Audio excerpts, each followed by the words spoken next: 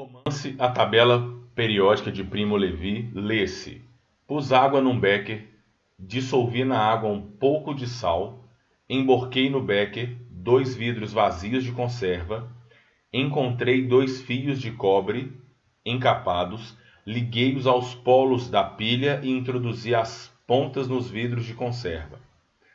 Da ponta dos fios subia uma minúscula procissão de pequenas bolhas. Observando bem, aliás, via-se que do 1 escapava aproximadamente o dobro de gás que do 2. Escrevi na lousa a equação bem conhecida: 1. Ergui com cuidado o vidro do 3 e, mantendo-o emborcado, acendi um fósforo e o aproximei. Deu-se uma explosão 2, pequena, mas seca e irada. O vidro se estilhaçou. Escreva os termos corretos correspondentes aos números 1, 2 e 3.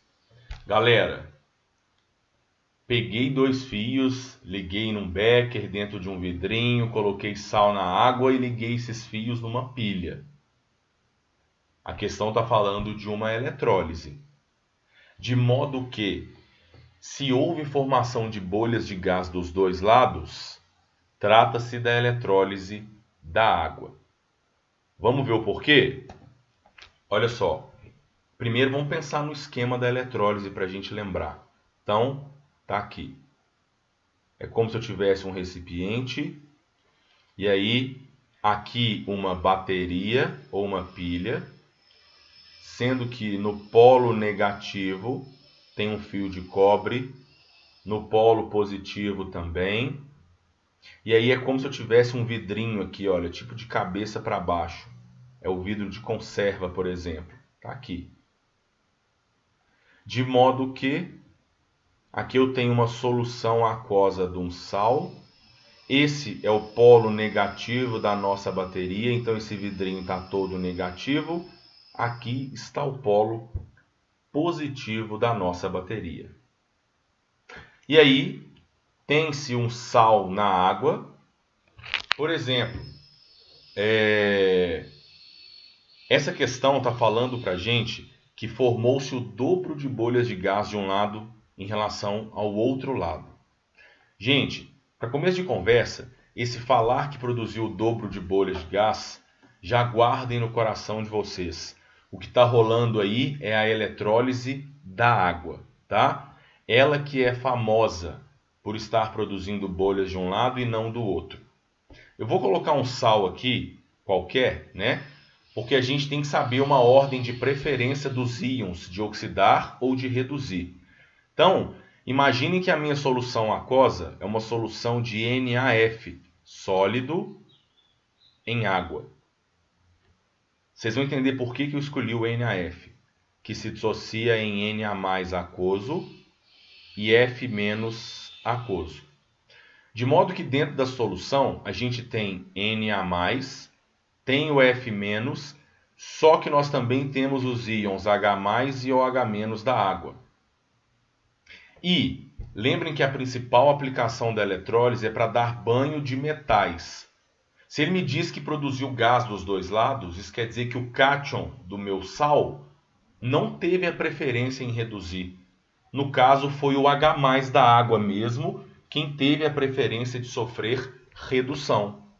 E aí, o H+, que é o íon positivo, veio nadando até o fio de cobre que está com carga negativa, pega elétron e se transforma em H2 gasoso. Balanceando essa equação, como tem 2 hidrogênios, eu vou colocar então 2 no H+, e aí são 2 elétrons. E entre o F- e o OH-, lembrem que numa eletrólise os íons têm preferência. E quem tem preferência de oxidar aqui é o OH-, tá? Ele ganha do F- e de todos os outros ânions oxigenados. E ainda tem que lembrar de cor que quando o OH- tem a preferência em oxidar, a reação que ocorre com ele é esta: 2 OH- que oxida perdendo 2 elétrons, produz água e produz um meio de oxigênio gasoso. Isso quer dizer que ao redor desses eletrodos, desses fios de cobre, serão produzidas bolhas de gás, de modo que no eletrodo da direita, em relação ao meu desenho, percebam que eu coloquei o dobro de bolhas de gás em relação ao eletrodo do lado esquerdo. Por que eu fiz isso? Olha a estequiometria das duas reações. 2 elétrons formou 1 mol de H2. Com os mesmos 2 elétrons, eu formo meio mol de O2. Perceberam a diferença na estequiometria? No eletrodo onde eu estou produzindo gás hidrogênio, eu estou formando o dobro de mols de gás hidrogênio em relação ao da esquerda. E aí, vamos voltar lá no texto. Ele disse para a gente que de 1 escapava o dobro de gás do que de 2. Então, em relação ao meu desenho com o que está no texto, eu vou falar que o eletrodo 1 é o da direita, porque é daqui que eu formei o dobro de gás em relação ao da esquerda. Lembrem-se que esses eletrodos recebem nomes. Cátodo é onde ocorre a redução, anodo é onde ocorre a oxidação. E o H+ está reduzindo na direita, portanto, o eletrodo da direita é o nosso cátodo, enquanto o da esquerda é o anodo.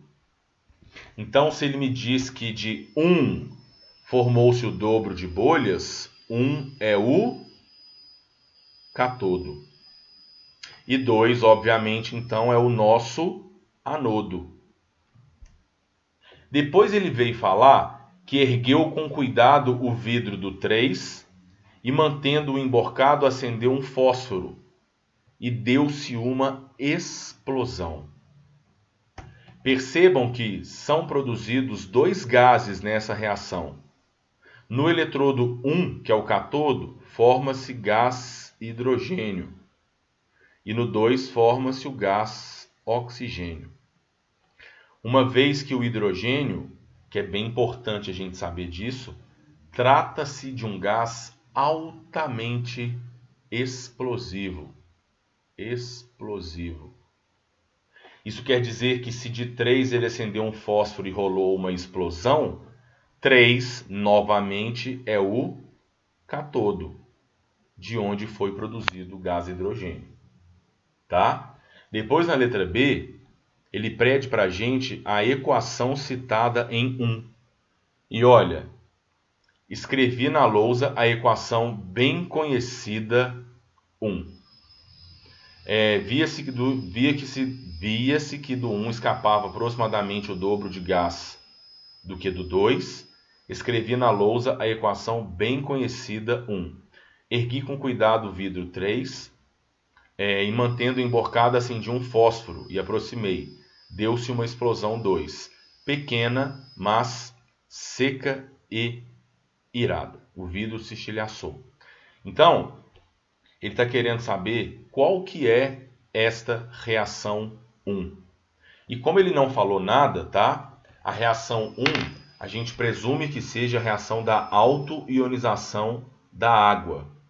Porque, olha, a água líquida, ela se autoioniza em H+ aquoso e OH- aquoso.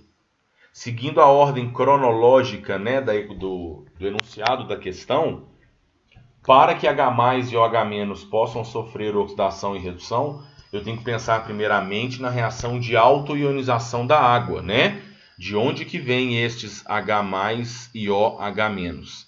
Então, a reação 1, a equação 1, no caso, seria a equação de autoionização da água, para poder liberar o H+ e o OH-, que depois vão sofrer a redução e a oxidação.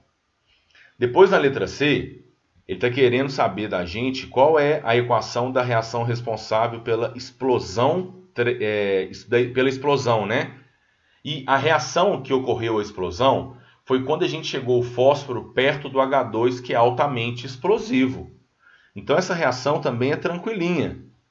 O que seria a reação 3? Seria o gás hidrogênio sendo queimado, é uma combustão. O que leva à formação? Lembra que se eu vou fazer uma combustão que tem carbono e hidrogênio no combustível, eu formo CO2 e água.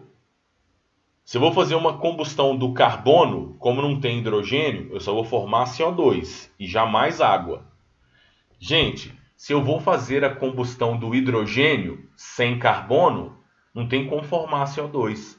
A combustão do gás hidrogênio produz apenas água líquida ou vapor de água, né, dependendo das condições, balanceando 1/2 de O2.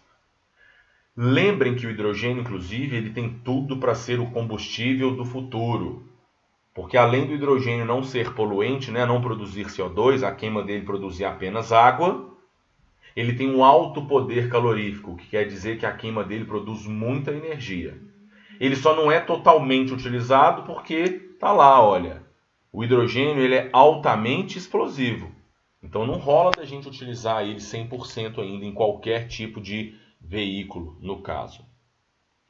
Depois, ele pede para a gente descrever como se poderia identificar o outro gás formado.